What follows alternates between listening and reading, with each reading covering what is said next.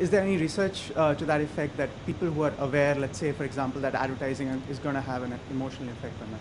Is there any let's say if I'm aware that advertising is supposed to have an emotional effect on me, activate system 1, will I be better suited to sort of ignore those things? I mean, you certainly are going to ignore it better than if you didn't know it.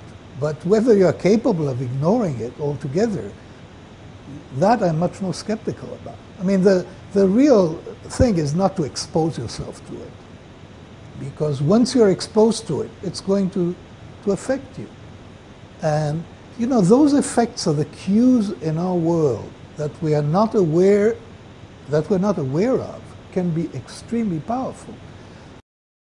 But I was just wondering how these systems come into play and how you see it in media and advertising. And maybe I was thinking of how it's changed over time.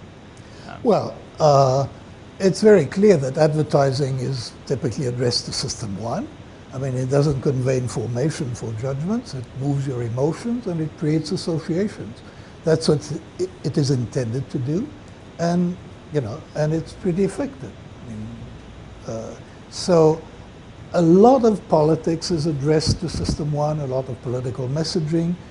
Are the influences of system 1 on activities and on, you know, which are really important and we should be thinking about, is pretty frightening. One of my colleagues at Princeton, of my younger colleagues at Princeton,